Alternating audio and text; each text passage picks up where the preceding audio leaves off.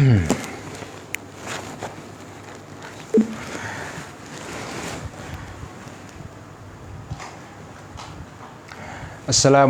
warahmatullahi wabarakatuh. Waalaikumsalam.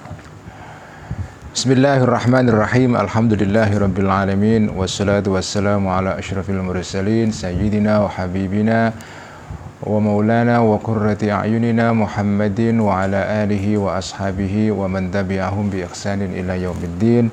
Rabbi shrah li sadri wa yassir li amri wa hlul 'uqdatam min lisani yafqahu qawli. Rabbi zidna ilma warzuqna fahma, amin ya rabbal alamin. Amma ba'du. Teman-teman semua, mari kita meneruskan ngaji kitab Mishkatul Anwar karya Imam Al-Ghazali. Seperti biasa, sebelum kita ngaji, kita hadiahkan Al-Fatihah dahulu kepada sahibul Mishkah Hujjatul Islam Abi Hamid Al-Ghazali, dan juga hadiah Al-Fatihah kepada para ulama-ulama kita, para tokoh-tokoh kita, pendiri semua ormas Islam di Indonesia, terutama pendiri Jam'iyah Nahdlatul Ulama, kepada para kiai-kiai kita, pendiri pondok pesantren di Tanah Jawa dan Tanah Nusantara ini. Dan juga kita hadiah Al-Fatihah kepada orang-orang tua kita, guru-guru kita semua, dan teman-teman kita yang sudah mendahului kita semua. Dan juga Al-Fatihah kita bacakan supaya wasilah dengan Al-Fatihah supaya kita semua diselamatkan dari pandemi yang hari-hari ini sedang mengalami kenaikan yang cukup tajam di berbagai daerah. Dan semoga semua orang-orang dan teman-teman yang sedang sakit karena COVID segera disembuhkan oleh Allah. Dan juga bacaan Al-Fatihah kami mintakan kepada para santri Mishkatul Anwar, santri Ihya, untuk adik saya sekarang ini, Mas Maljaul Abror, sedang isolasi mandiri, karantina karena ada dugaan terkena COVID. Jadi saya mohon doanya supaya adik saya segera disembuhkan oleh Allah Subhanahu wa taala. Lahum jami'an al-Fatihah. A'udzu billahi minasyaitonir rajim. Bismillahirrahmanirrahim. Alhamdulillahirabbil alamin arrahmanir rahim maliki yaumiddin.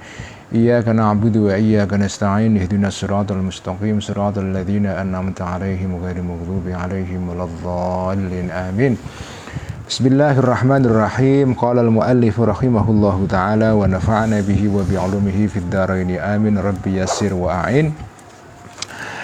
Kita akan ngaji Mishkatul Anwar meneruskan minggu yang lalu di halaman 82 untuk edisi Darul Minhaj, atau halaman 65 edisinya Dr. Abdul Ala Afifi yang versi PDF-nya sudah saya bagikan tadi pagi dan juga tadi sore lewat Twitter kepada teman-teman yang kepengen ikut ngaji Mishkatul Anwar dengan menyimak teksnya. Tapi sebelum saya ngaji kitab Mishkatul Anwar, saya mau memberikan pengantar sedikit ya terkait dengan kitab Mishkatul Anwar ini. Kitab Mishkatul Anwar ini banyak menarik perhatian para sarjana barat yang non muslim ya, juga sarjana barat yang muslim ya. Kitab Mishkatul Anwar ini sudah diterjemahkan dalam bahasa Inggris, dalam bahasa Perancis ya. Dalam bahasa Inggris itu kalau tidak salah diterjemahkan lebih dari sekali. Nah, salah satu terjemahan kitab Mishkatul Anwar yang paling akhir ya, itu dikerjakan pada tahun 98 ya, oleh seorang sarjana Amerika namanya David Buchman ya. David Buchman. Dan terjemahannya terbit pada tahun 98 ya. Ini adalah edisi atau terjemahan kitab Mishkatul Anwar yang terbit dalam bahasa Inggris, dikerjakan oleh Dr. David Buchman. Nah, terjemahan ini menarik sekali. Saya sebetulnya ingin menyinggung ini karena ingin menekankan satu poin yang saya anggap penting ya. Ini saya beli waktu saya masih di Boston dulu.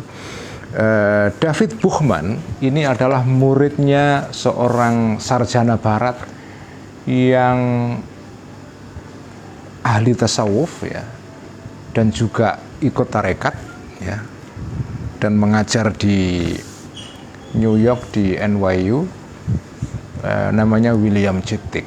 William Chittick ini mungkin salah satu sarjana barat yang paling tahu dan mendalami sangat mahir sekali atau mendalam sekali ajaran-ajarannya Ibnu Arabi ya.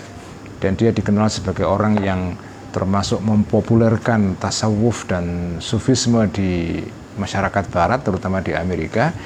William Chittick itu gurunya David Buchman yang menerjemahkan kitab Mishkatul Anwar dalam bahasa Inggris ini. Judulnya adalah The Niche of Light ya, The Niche of Light, ceruk cahaya. Tapi yang menarik buat saya adalah David Buchman ini menerjemahkan kitab Mishkatul Anwar itu selama 10 tahun. 10 tahun.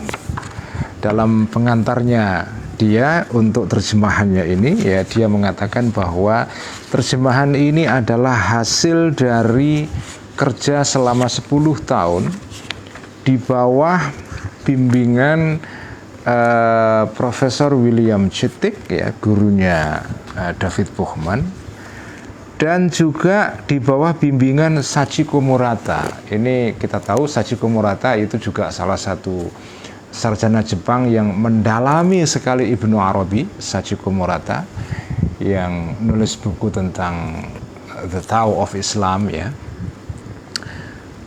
Luar biasa, ini sarjana Jepang namanya Sachiko Murata ini mungkin hidupnya sangat dipengaruhi oleh tasawuf, oleh ajaran-ajaran sufisme dalam Islam, sebagaimana Annemarie Schimmel dari Jerman ya.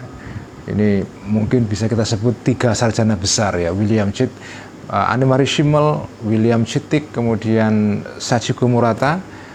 Ada tambahan satu lagi namanya Henri Corbin yang dari Perancis, itu juga sangat mendalami ajaran-ajarannya Ibnu Arabi selain ajaran-ajaran tasawuf yang lain. Nah, David Buchman ini menerjemahkan kitab Mishkatul Anwar dan membutuhkan waktu 10 tahun di bawah bimbingan 2 orang sarjana besar di barat yang ahli tasawuf, yaitu William Chittick dan Sachiko Murata. Kenapa saya ingin menyebutkan ini? Saya ingin menunjukkan bahwa beginilah cara kita memperlakukan karyanya orang besar ya. Karyanya Imam Ghazali. Jadi menerjemahkan buku itu tidak main-main. Ini menerjemahkan Mishkat ini hanya berapa halaman sih, kan sangat nggak tebal, tipis kitab Mishkatul Anwar ini. Tapi David Buchman menerjemahkan ini membutuhkan waktu 10 tahun ya, dan di bawah bimbingan 2 profesor yang sangat mendalami tasawuf ya. Artinya ketika saya membeli buku ini, membaca buku ini, dan buku ini didahului dengan kata pengantar yang cukup panjang menjelaskan ajarannya Al-Ghazali dalam kitab ini, saya merasakan bahwa penerjemah buku ini, kitab Mishkatul Anwar ini, yaitu David Buchman, itu memberikan penghormatan yang besar kepada Imam Ghazali, sehingga tidak main-main, nerjemahinnya itu 10 tahun itu. Nah, kerja seperti ini yang menurut saya itu perlu dicontoh oleh sarjana kita di Indonesia. Menerjemahkan buku itu bukan, kalau bahasa Jawanya, bukan baen-baen. Itu bukan pekerjaan sederhana sebetulnya, terutama buku yang ditulis, buku yang serius sekali, ditulis oleh sarjana besar seperti Al-Ghazali. Menerjemahkannya kita nggak boleh main-main juga. Waktu kita ngaji juga nggak boleh main-main juga. Jadi ketika saya membaca buku terjemahannya David Buchman ini, saya terus terang ta'zim sekali, karena David Buchman menerjemahkan Mishkatul Anwar dengan rasa hormat yang luar biasa. Dan itu dibuktikan melalui kerja dia yang butuh waktu panjang sekali. Artinya dia tidak main-main ketika berhadapan dengan buku ini. Nah, kalau sarjana non-muslim saja begini, apalagi kita sebagai orang Islam yang mewarisi ilmunya ulama besar namanya Al-Ghazali ini. kita mestinya jauh lebih harus menghormati Al-Ghazali. Ini kalau sarjana yang non-muslim saja begini, apalagi yang muslim itu ya.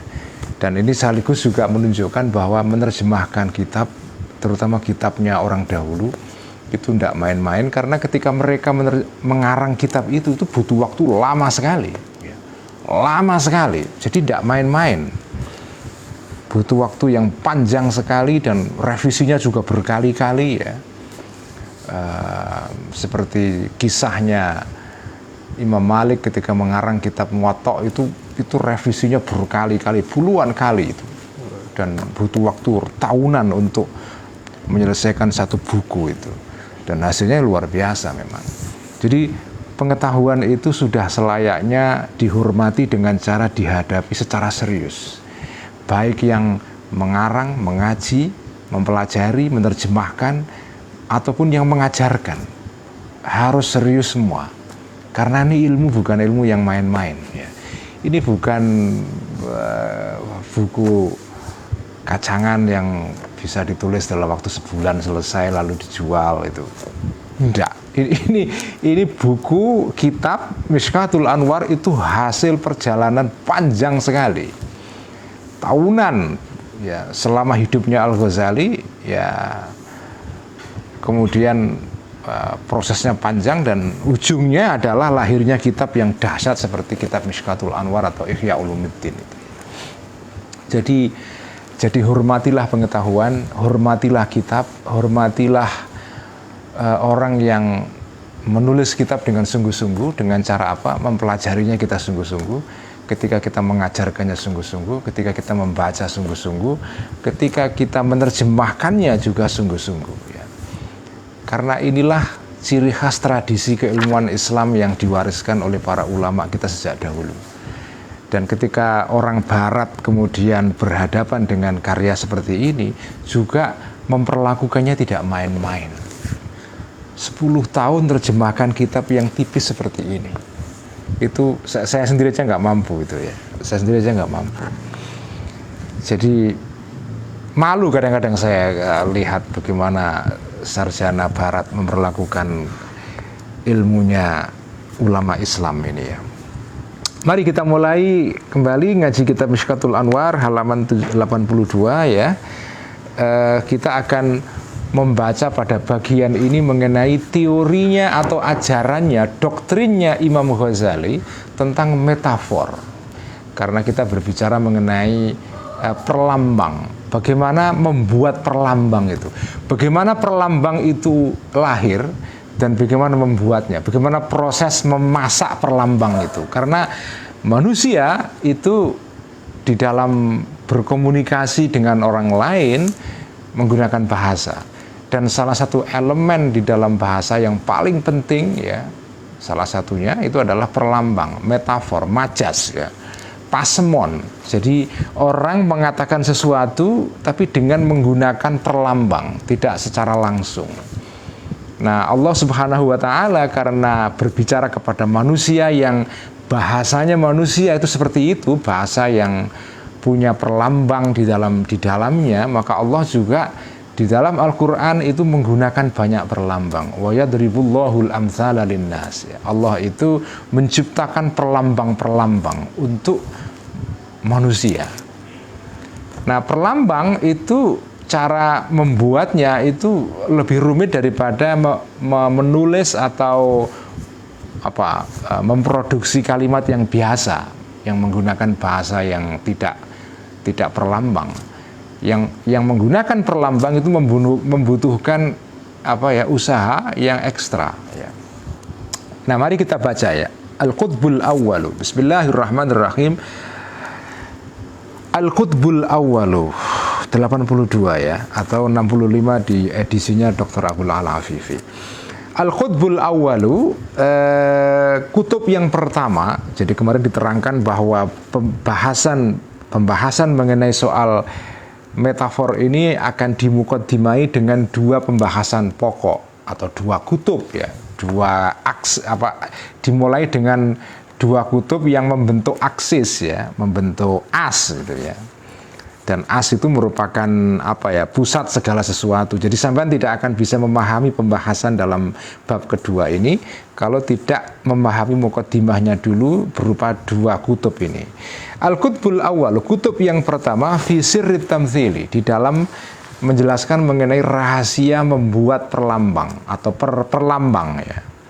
Wa min haji, dan di dalam menerangkan mengenai cara atau jalannya tamtsil. Bagaimana tamtsil itu bisa muncul, bagaimana lahirnya, bagaimana proses memproduksinya itu. Ilam, ketahuilah, annal alama. Nah ini muqaddimahnya agak panjang ini. Annal alama, sesungguhnya alam. Alam itu ya, itu alamannya ada dua alam. Alam itu ada dua, ruhaniyun, alam ruhani, wa jusmaniyun, dan alam jusmani. Jadi alam itu tidak saja alam yang kelihatan ini, ya fisik ini, kelihatan yang material ini. Ya. Alam itu dua, karena itu saya sering mengatakan orang yang beriman itu cirinya adalah melihat realitas itu dua lapis. Ya. Realitas itu ganda.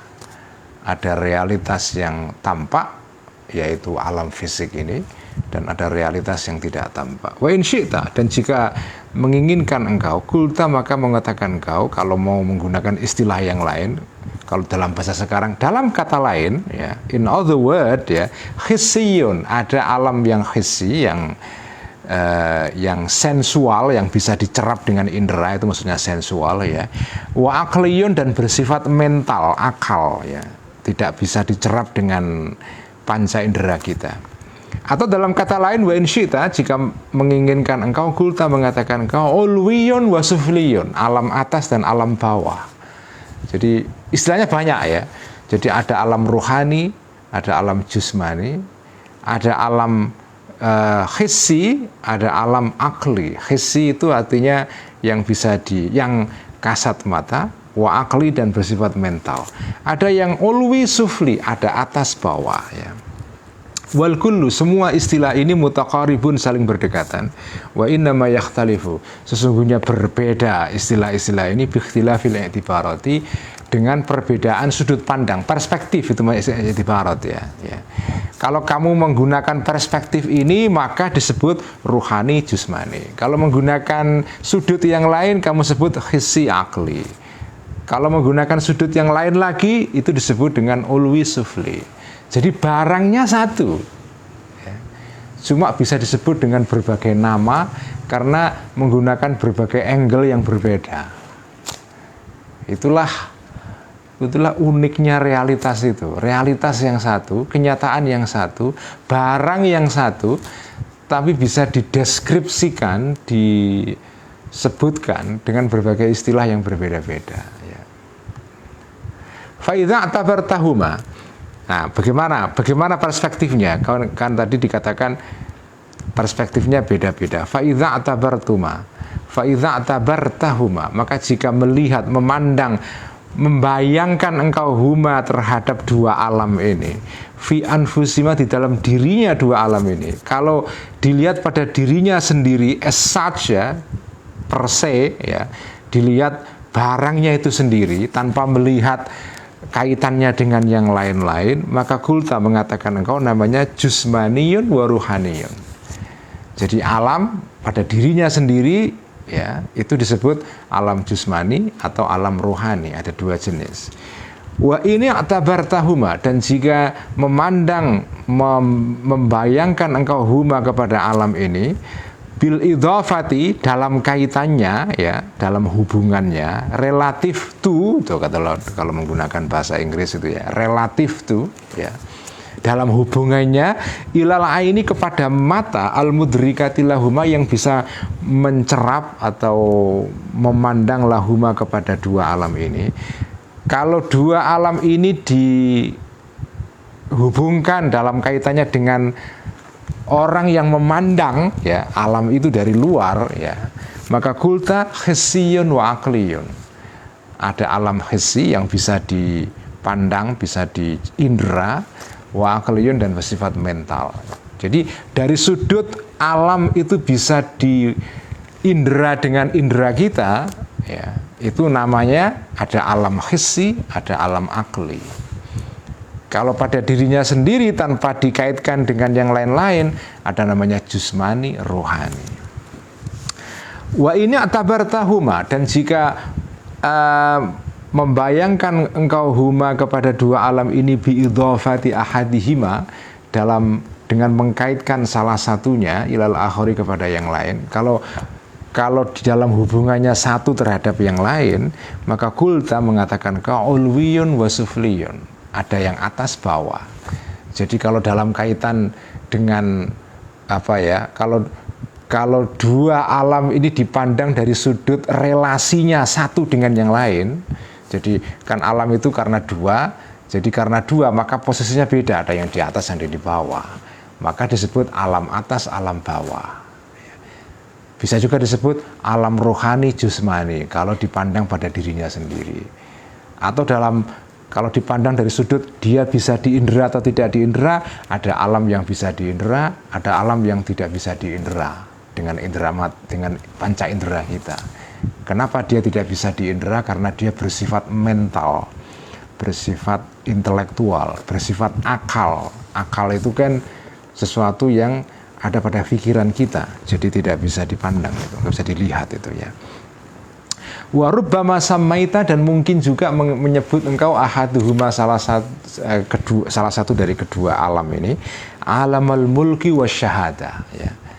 Alam al-mulk wasyahada, alam kerajaan fisik, kerajaan material kingdom, ya, kerajaan material ini artinya kerajaan yang maksudnya alam yang bisa dilihat karena bersifat materi, wasyahadati, dan alam yang tampak, wal akhara, dan menyebut yang lain alamal ghaibi wal malakuti, alam gaib yang tidak nampak dan alam para malaikat, ya.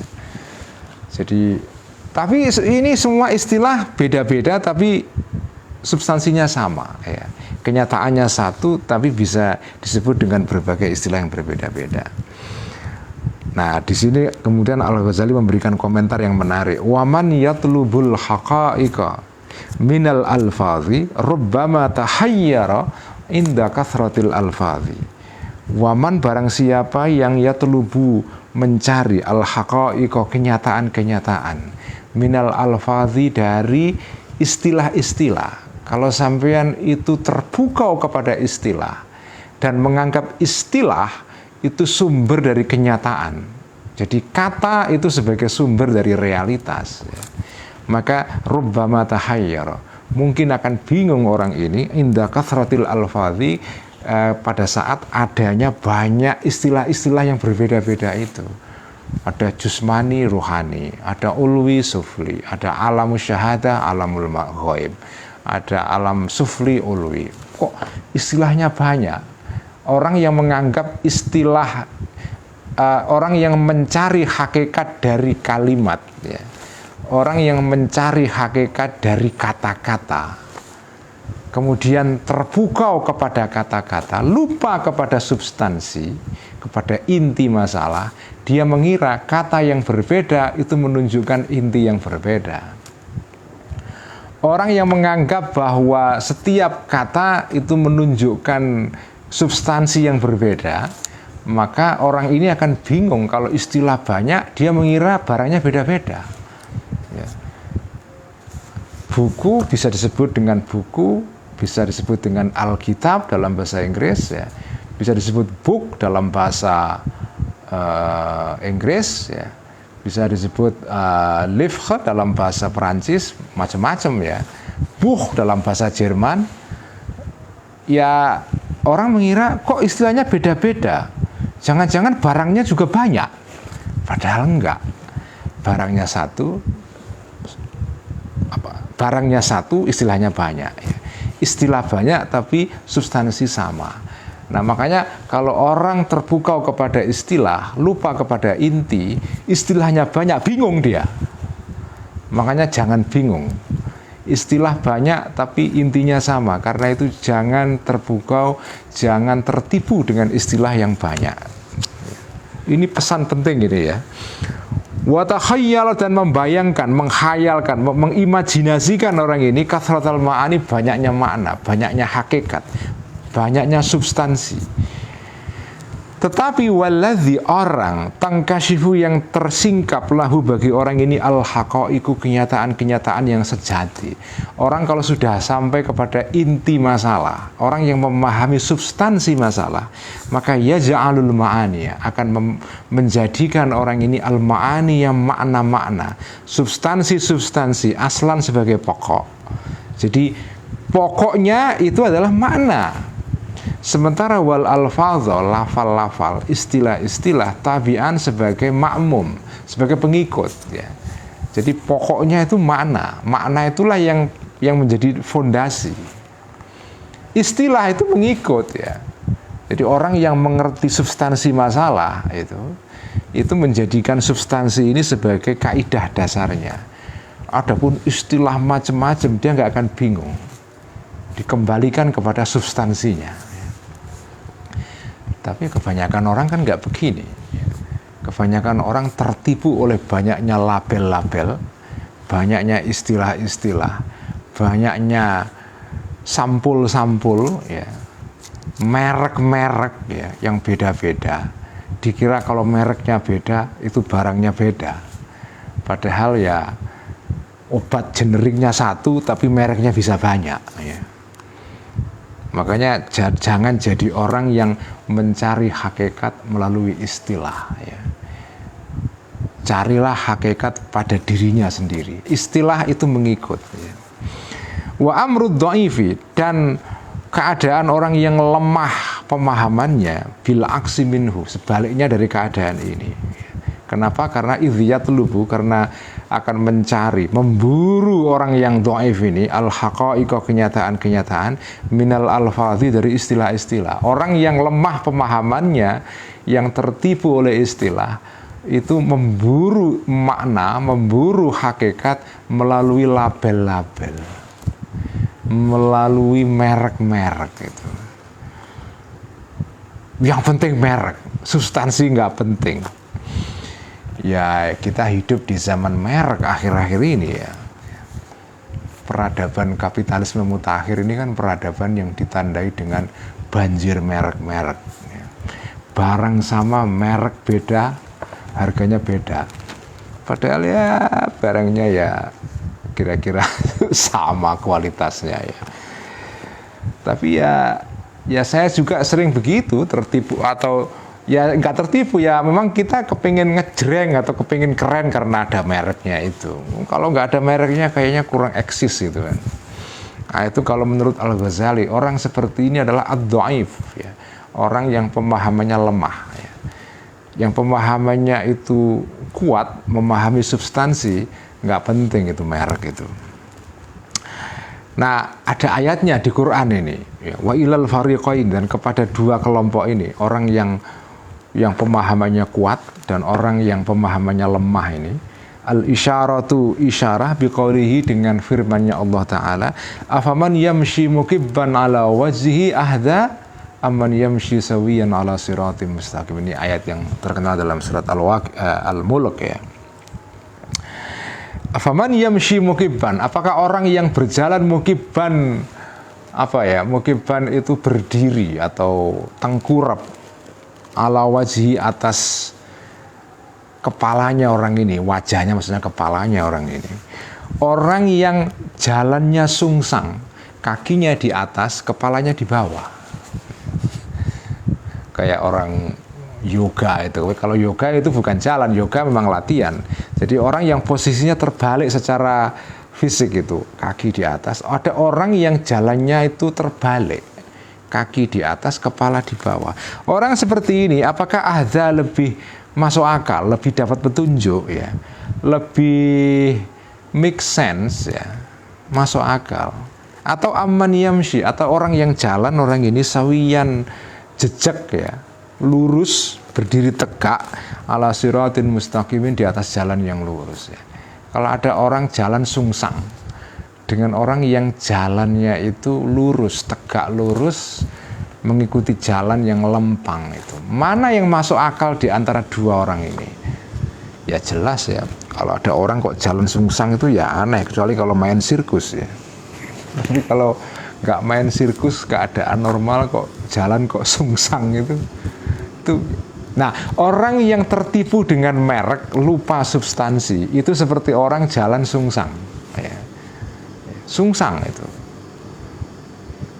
Kalau ada orang jalan sungsang itu kan aneh banget itu. Tapi jenengan kan, tapi hari-hari ini, di abad ini, jalan sungsang ini malah yang normal itu. Ya kan? Jadi ini makanya zaman yang oleh Ronggo Warsito disebut dengan zaman edan itu kan itu.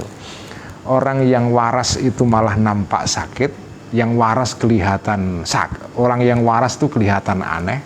Orang yang sakit malah justru kelihatan waras. Kenapa? Ya karena yang sakit ini banyak sekali jumlahnya. Jadi ternyata yang sungsang itu sekarang ini justru merupakan kenormalan. Jalan sungsang itu artinya yang dinilai itu ya yang paling penting ya itu justru mereknya, labelnya, istilahnya, kata-katanya, bukan substansinya, bukan al-haqaiqnya. Bukan realitas yang sesungguhnya di balik merek itu. Ya, tapi ya begitulah kita hidup di zaman sungsang sekarang ya. Tapi ini catatan dari Al-Ghazali ini penting ya. Jadi jangan terpukau kepada istilah yang banyak sementara substansinya satu ya. Fa idza arafta, maka jika mengetahui engkau makna al-alamaini, makna atau pengertian mengenai dua alam ini. Jadi alam itu ingat-ingat ya. Alam itu dua lapis ya.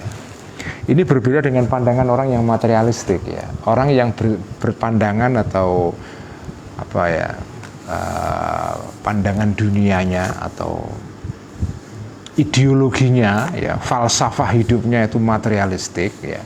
Artinya materialistik itu artinya dia menganggap bahwa yang real itu hanya alam yang bisa diindera dengan panca indera manusia ini atau dengan alat-alat bantunya.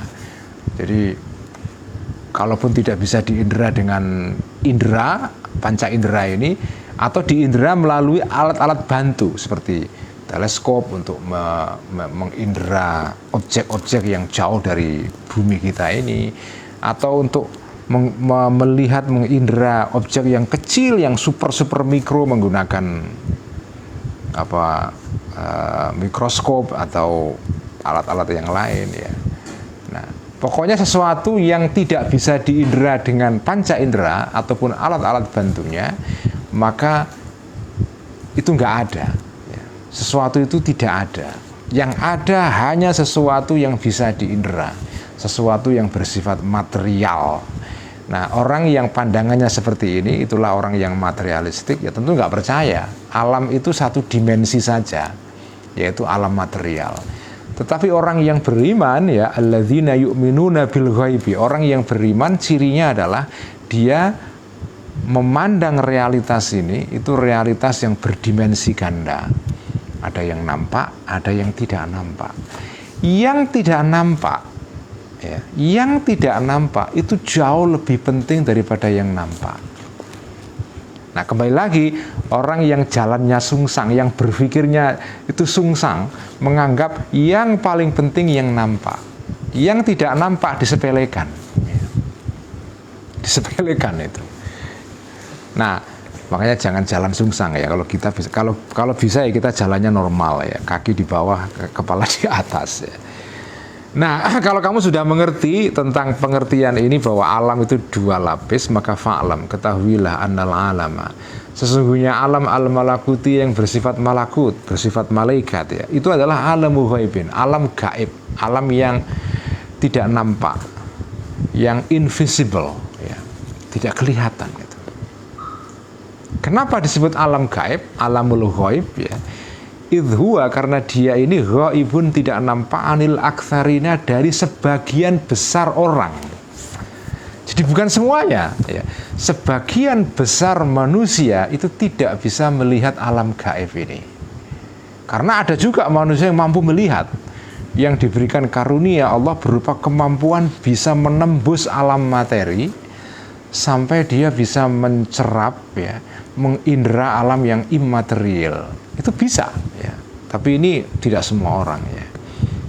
Karena itu disebut dengan alam malakuti ya.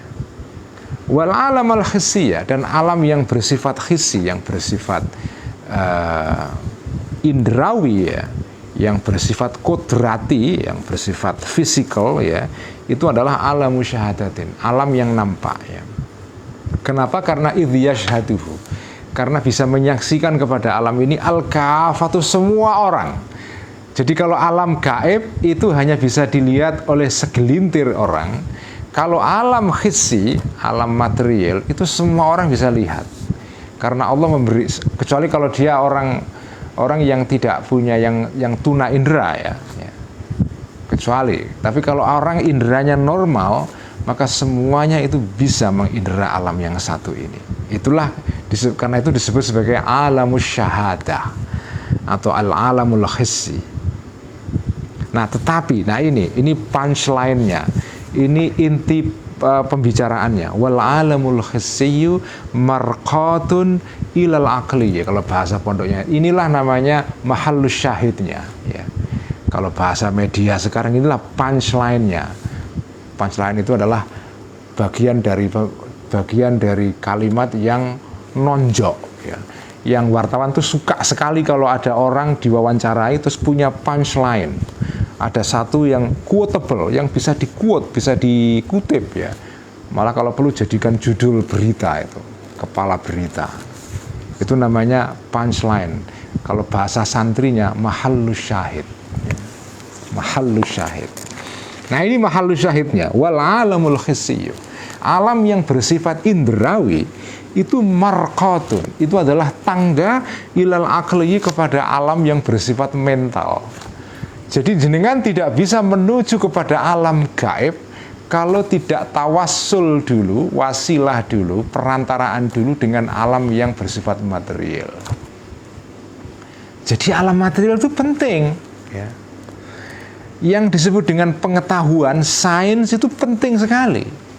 Karena jenengan tidak bisa menuju kepada alam gaib kalau menggunakan bahasa Al-Qur'an ya.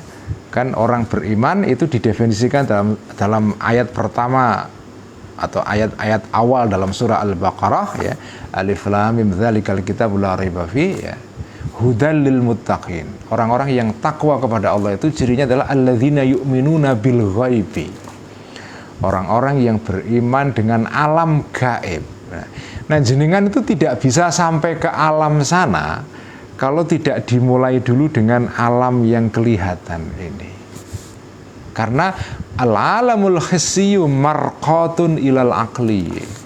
Alam yang bersifat material ini tangga menuju kepada alam yang immaterial, yang tidak kelihatan, yang bersifat akli itu.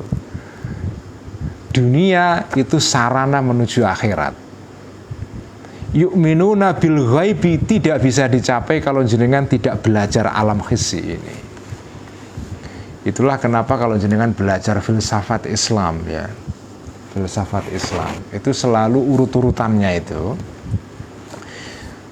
Misalnya kalau jenengan belajar kitabnya Ibnu Sina Asy-Syifa ya, Asy-Syifa yang baru saya dapatkan kemarin dari Mbak Afifah Ahmad, betul ya Mbak Admin ya?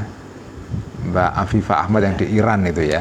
Kemarin saya minta bantuan kepada Mbak Afifah yang ada di Iran untuk membelikan buku untuk saya. Tentu saya bayar, bukan gratisan ya. Membelikan kitab penting Ibnu Sina, yaitu kitab falsafah namanya Asy-Syifa ya. Itu kitabnya tebal sekali. Nah, kalau jenengan belajar filsafat Islam itu selalu strukturnya begini. Jadi belajar filsafat Islam itu dimulai dari yang pertama dari cara berpikir dulu ya, mantek ya, logika. Sebelum belajar filsafat, jenengan dibeneri dulu cara berpikirnya supaya lurus, supaya benar mikirnya itu. Kemudian setelah itu belajar tentang angka, riyadhiyat, matematika ya. Nah, setelah itu semua, setelah jenengan belajar logika dan belajar tentang teori mengenai angka dan bagaimana berhitung itu atau aritmetika itu beroperasi ya, karena itu kan penting sekali. Kalau jenengan tidak bisa memahami alam yang material ini kalau jenengan tidak paham tentang konsep angka itu, bagaimana operasi angka itu penting. Angka itu kira-kira sama dengan mantek sebetulnya, cuma angka itu atau matematika itu kan mantek atau logika dalam bentuk yang lain. Nah setelah itu jenengan belajar namanya at-tabi'iyat, alam yang bersifat tabi'i, yang kalau dalam bahasa sekarang itu fisika.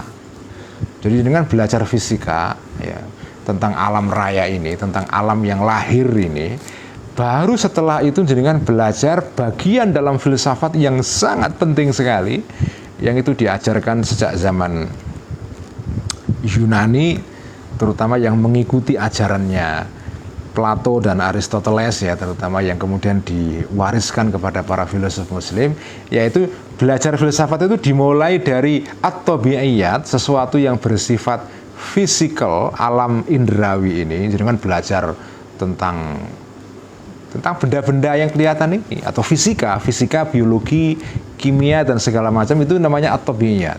Setelah itu baru jenengan menginjak ke tangga berikutnya yang lebih atas, lebih di atasnya, lebih tinggi, yaitu apa? Ilmu yang disebut dengan ma ba'dat tabi'ah, sesuatu yang dibalik yang bersifat materi, yaitu ilmu-ilmu ketuhanan. Karena itu disebut juga dengan al-ilahiyat ya. Al-ilahiyat ya. Karena itu para filosof yang seperti ini itu kalau sudah belajar lengkap filsafat itu, makanya mereka disebut sebagai al-ilahiyun, orang yang bersifat ketuhanan. Artinya apa? Orang yang sudah lengkap belajar mulai dari alam lahir sampai alam batin, alam syahadah sampai alam gaib ya. Nah sebetulnya Al-Ghazali itu ketika menerangkan ini itu menggunakan struktur belajar dalam filsafat ini yang dikenal dalam tradisi filsafat Islam. Karena kita tahu, makanya saya selalu mengatakan ya, tidak benar Al-Ghazali itu membunuh filsafat. Selalu kita dengar tuduhan-tuduhan di perguruan tinggi itu, mahasiswa, para dosen, profesor itu selalu, masih sekarang seringkali masih mengatakan Al-Ghazali itu pembunuh filsafat. Orang yang mengatakan seperti ini itu tidak paham, yang saya yakin nggak baca Al-Ghazali, mungkin dengar-dengar saja. Oh katanya Al-Ghazali itu ngarang ya kitab namanya judulnya Tahafutul Falasifah, kerancuan para filosof ya. Wah karena dia ngarang kitab itu berarti dia menolak filsafat. Nah kalau begitu dia menghancurkan filsafat dalam dunia Islam. Orang yang berpandangan seperti ini itu kayak orang sekarang ini membaca berita dari judulnya, kemudian sudah langsung menyimpulkan, oh kalau begitu begini. Itu seperti itu persis. Orang yang membaca berita dari judulnya, tapi nggak baca isinya. Karena judulnya begitu, langsung di-retweet, disebarkan, di-share kemana-mana. Dikira ya isinya seperti judulnya itu. Padahal sekarang ini media massa itu, terutama yang online itu kan fiilnya atau perilakunya itu kan aneh sekarang. Yang penting judul. Yang penting judul. Karena judul yang menarik akan diklik oleh pembaca. Dan pembaca juga begitu sekarang ini, tidak penting isi, yang penting judul. Tadi itu kalau pemakai istilah Quran itu orang yang jalannya sungsang. Afaman yamshi mukibban ala wajhi ahda aman yamshi sawiyan ala siratil mustaqim. Orang sekarang ini sungsang jalannya itu. Kalau baca berita itu yang dibaca judulnya, tidak isinya. Isi dibaca paragraf pertama langsung menyimpulkan. Nah Al-Ghazali itu nggak benar membunuh filsafat. Ini contoh, ini mahallus syahid ini ya. Yang beliau tulis Al-Ghazali pada bagian ini sebetulnya inilah filsafat Islam ya. Jadi jenengan itu belajar, jenengan tidak, jadi pembagian alam itu dua, ada alam gaib, ada alam hissi, ada akli, ada alam syahadah, ada alam gaib. Itu pembagian yang juga dikenal dalam filsafat ya. Meskipun pembagian ini tidak khas dalam filsafat, dalam ilmu-ilmu di luar filsafat juga dikenal pembagian alam atas dua ini ya. Cuma yang khas dalam filsafat ini seperti ditulis Al-Ghazali ini, dan ini nggak mungkin ditulis kalau beliau Al-Ghazali memang tidak belajar filsafat. Jadi di dalam kitab ini kita membaca sebetulnya filsafat Ibnu Sina. Jadi Al-Ghazali itu mengkritik filsafat memang bagian-bagian yang perlu dikritik. Tetapi sebagian besar filsafat Islam itu diterima oleh Al-Ghazali, tidak dikritik gitu. Dan dipakai oleh beliau. Contohnya apa? Sekarang ini kita baca kitab Mishkatul Anwar ini, ketika beliau mengatakan bahwa alam ghaib itu nggak bisa dicapai kalau jenengan tidak mulai dulu naiknya itu dari alam hissi. Jenengan kalau belajar filsafat Islam itu dimulai dulu dengan bab mengenai at-tabi'iyat, pembahasan mengenai alam fisik ya. Kalau bahasa sekarang ya fisika, kimia, biologi. Baru setelah itu jenengan belajar al-ilahiyat, filsafat yang terkait dengan alam gaib, mengenai Tuhan, mengenai apa itu hakikat wujud Tuhan ya. Apa itu malaikat, apa itu jin, apa itu makhluk-makhluk gaib yang lain dan seterusnya. Apa itu? Tetapi jenengan tidak bisa belajar itu kalau tidak dimukadimai dulu dengan pelajaran dengan bab mengenai al-alamul hissi. Jadi alam hissi itu tangga menuju kepada al-alamul ghaibi atau al-alamul akli ya. Nah, kemudian naik lagi ya. Jadi cirinya Al-Ghazali kalau menerangkan sesuatu itu begitu itu kayak tangga itu dimulai dari bawah dulu naik satu tangga, naik lagi setapak demi setapak ya. Nah, ini tapak kedua.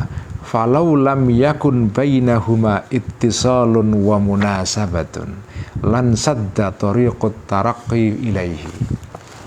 Jadi tadi dikatakan alam hissi, alam indrawi, alam material itu tangga menuju kepada alam yang immaterial.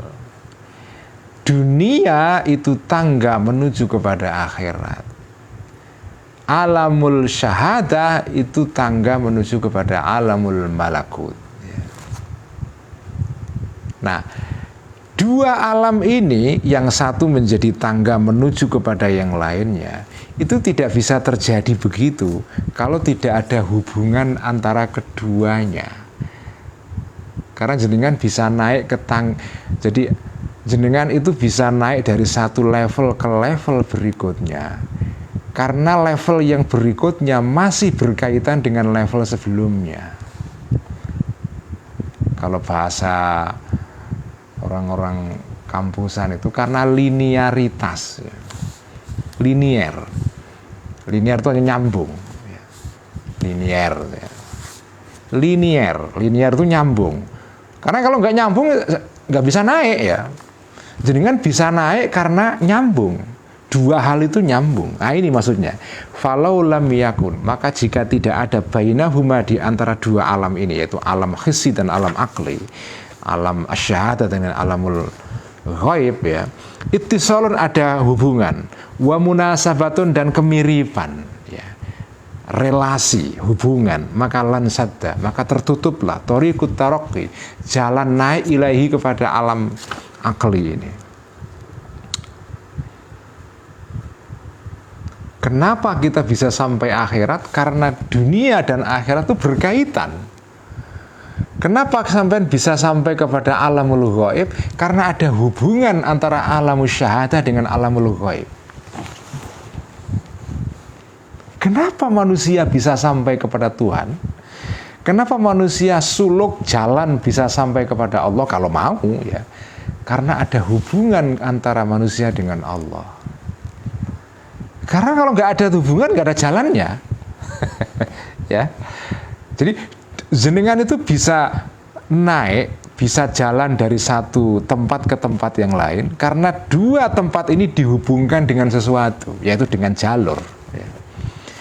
Jenengan dari Bekasi bisa sampai ke Senen karena dari Bekasi ke Senen ada bisnya.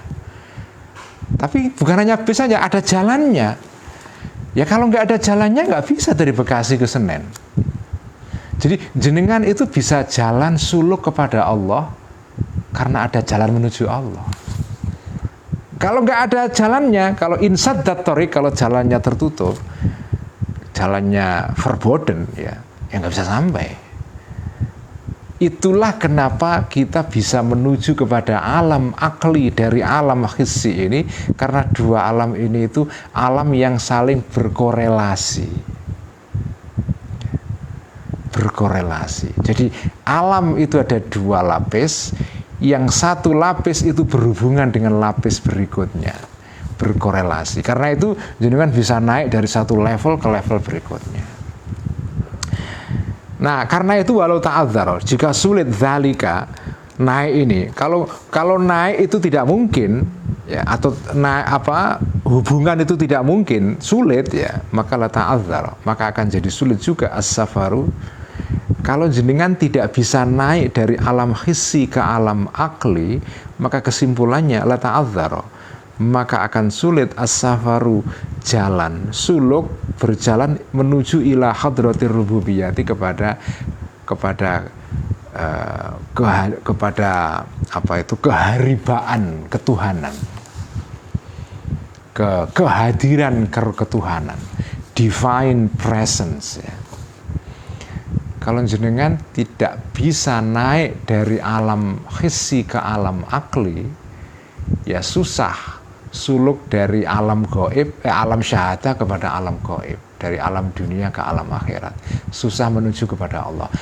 Kalau tidak mungkin terjadi kenaikan ini, kenaikan dari satu level ke level berikutnya, maka ya tidak tertutup jalan kita menuju kepada Allah itu. Kenapa kita bisa menuju Allah? Karena manusia itu diberikan fakultas atau kemampuan mental, intelektual, spiritual yang ditanamkan oleh Allah kepada diri kita untuk bisa naik, untuk bisa mi'raj itu. Jadi ini kita bicara tarok itu mi'raj sebetulnya. Kenapa kok kita bisa suluk menuju kepada Allah? Karena kita diberikan sesuatu oleh Allah pada diri kita. Kita ini bisa naik. Kita ini bisa mi'raj. Adapun jenengan kok tidak naik karena nggak mau naik atau males atau tidur atau suka di bumi terus, nggak mau naik ke atas, ya itu salah jenengan sendiri. Wong dikasih kemampuan oleh Allah nggak dipakai, itu bukan salahnya Allah, jenengan sendiri. Fala talumuni walumu anfusakum. Jangan menyalahkan aku Allah, salahkan diri kamu sendiri. Sudah dikasih modal nggak mau usaha, ya salah kamu sendiri itu, ya. Jadi tidak mungkin kalau kita tidak bisa naik dari alam hissi kepada alam akli, maka naik kepada Allah juga nggak mungkin. Nah, pada dasarnya jenengan itu manusia itu semuanya itu bisa mi'raj. Bisa mi'raj dari alam hissi kepada alam akli, dari alam syahadah kepada alam gaib. Itu bisa semua, ya. Karena kalau nggak bisa, berarti kita nggak bisa menuju kepada Allah, ya. Karena menuju kepada Allah itu modal dasarnya adalah kita bisa mi'raj dari alamul asyahadah kepada alamul ghaib. Kalau itu tidak mungkin, kalau tidak bisa kita mi'raj dari alam hissi kepada alam akli, maka akan sulit kita suluk kepada Allah, wal qurbu, dan mendekat minallahi ta'ala kepada Allah ta'ala, nggak bisa. Falan yaqruba, maka tidak akan bisa dekat ahadun, seseorang pun, minallahi azza wa jalla, dari Allah azza wa jalla, seseorang lam yata, yang tidak pernah menginjakkan kaki, ya, atau tidak bisa menginjak buhata khaziratil qudsi, inti atau pusat dari dari khazirah itu sikeran, siker bahasa Jawa itu sesuatu yang di tanah yang dilingkari dengan lingkaran karena itu suci, itu keramat, itu siker pokoknya ruang yang dikasih tanda ini keramat, jadi disiker, dilindungi itu, ya. Suaka, mungkin bahasanya sekarang suaka, ya. Orang yang tidak pernah menginjak buhata khaziratil qudsi, pusat atau intinya suaka kesucian Allah Subhanahu wa taala, yaitu bagian dari tanah yang dikitari, dilindungi dengan batas tertentu karena itu suci itu ya, disiker ya, disiker ya. Orang yang tidak pernah menginjakkan kakinya ke alam kesucian, maka orang ini tidak akan bisa mendekat kepada Allah Subhanahu wa taala. Alam suci itu apa? Alam yang suci itu levelnya banyak ya, levelnya banyak. Tapi salah satu level yang terdekat dengan kita, alam kesucian itu adalah alam teori, alam konsep, alam ide. Alam ide itu suci. Kalau alam material ini yang alam yang bisa kita indera dengan mata kita, dengan panca indera kita itu alam yang kasar ya. Jadi jagat kasar, bukan jagat alus ya. Jagat alus itu berupa pikiran, ide, konsep ya, teori. Itu semua alam, itu alam-alam yang bersifat akli, konseptual, itu adalah makom atau derajat terendah dari alam kesucian ya. Tapi itu kategorinya alam suci karena dia suci dari unsur-unsur yang kasar, yang bersifat materi. Gelas ini alam kasar ini ya. Karena bisa kita pegang, bisa kita lihat ya. Tetapi saya akan selalu mencontohkan berkali-kali kan, gelas ini atau gelas ini kalau ditaruh di depan mata kita, itu bisa kita lihat, bisa kita pegang, bisa kita rasakan. Begitu gelas ini disingkirkan dari depan kita nggak bisa lihat gelas ini lagi. Tetapi konsep gelas itu tercetak dalam pikiran, dalam alam akal ya. Gelasnya hilang, tapi gambar gelas itu masih tersimpan di akal kita. Itulah salah satu contoh alam akli, tapi itu alam akli yang paling rendah ya. Jadi cetakan atau konsep, gagasan, pikiran tentang gelas itu tidak hilang. Meskipun gelasnya bisa kita hancurkan, kita buang, kita hancurkan sama sekali, sampai nggak berbentuk lagi. Tapi gelas sebagai konsep itu masih tertanam, tercetak dalam pikiran kita. Nah, itu namanya alam quds, alam kesucian itu. Tapi itu derajat yang paling rendah ya. Yang paling tinggi ya nanti alam yang mendekat kepada Allah Subhanahu wa taala, tapi itu tidak bisa kita capai kalau kita tidak melakukan riyadhah atau ibadah ya, latihan spiritual kerohanian yang panjang sekali sampai kita bisa mendekat kepada Allah Subhanahu wa taala, kepada suaka kesucian ketuhanan ini ya. Hadhiratul Quds itu ya. Bagaimana caranya? Ya harus mengalami itu sendiri. Sebenarnya harus merasakan sendiri, harus melakukan suluk sendiri, tidak hanya mendengar cerita saja itu ya. Sekian ngaji Mishkat malam ini ya, cukup sekian dulu. Kita teruskan minggu depan karena sudah lebih dari jam 9 dan semoga kita dapat barokah dan manfaat dari ngaji Mishkat malam ini ya. Mari kita tutup seperti biasa dengan membaca sholawat tibbil qulub. Wasilah sholawat ini untuk tolak balak ya. Karena ini hari-hari ini kita sedang mengalami kenaikan kasus COVID yang lumayan tajam, termasuk di Jakarta dan daerah-daerah sekitarnya. Ya kita ya ikhtiar ghaib, baca sholawat namanya tibbil qulub ya. Tapi sudah baca sholawat ini tetap pakai masker dan prokesnya harus dijaga. Jangan setelah baca sholawat tibbil qulub terus nggak pakai masker lagi. Itu bukan ajaran Kanjeng Nabi itu. Ajaran Kanjeng Nabi itu ya ikhtiar, baru setelah itu berdoa ya. Mari kita baca. Allahumma salli ala sayyidina Muhammadin tibbil qulubi wa dawaiha wa afiyatil abdani wa shifaiha wa nuril absari wa dhiya وعلى آله وصحبه وسلم. اللهم صل على سيدنا محمد طب القلوب ودوائها وعافية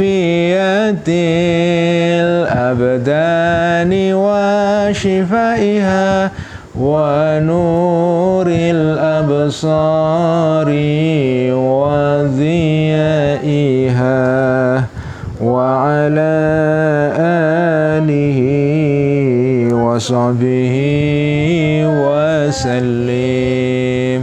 اللهم صل على سيدنا محمد طب القلوب